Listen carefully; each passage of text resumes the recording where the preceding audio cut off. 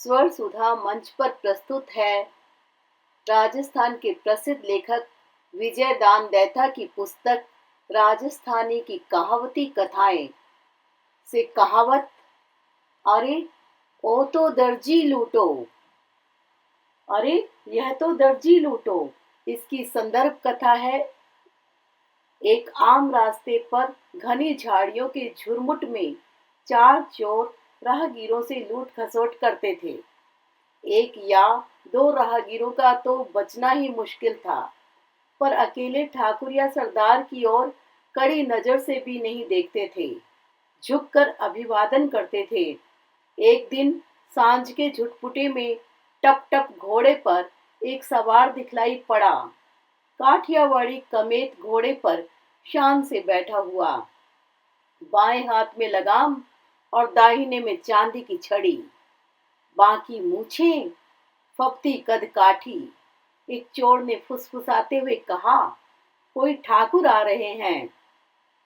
सफेद बुर्राक पगड़ी पर नजर न लगे इस मंशा से काला डोरा लपेटा हुआ, तीखी नाक, बड़ी बड़ी आंखें। मुखिए को अकस्मात एक बात सूझी।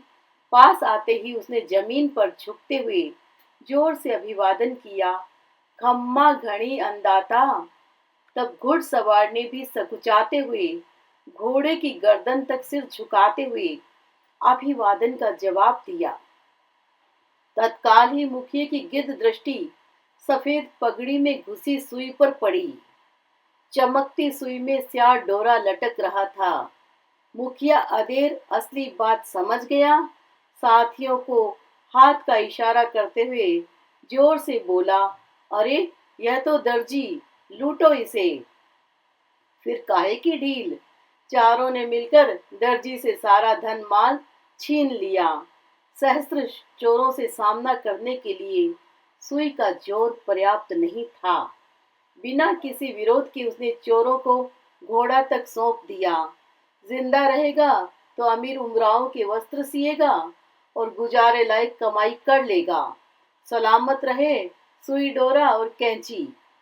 5 बरस की बचत एक पल में लुट गई। अब बचत की बजाय सारी कमाई अपने शरीर पर ही खर्च करेगा। उसने झेंपते हुए कहा, आप भी किसी से इसका जिक्र न करें, मैं भी नहीं करूंगा। घर वालों को सच्चाई का एक शब्द भी नहीं बताऊंगा। दर्जी की बात सुनकर मुखिए का दिल पसीज गया और उसने दर्जी को चौथाई माल वापस सौंप दिया। तात्पर्य है, कमजोर पर सभी सवारी गांठते हैं और शक्तिशाली के सामने झुकते हैं। जब तक भ्रम बना रहे तब तक तो बचाव है।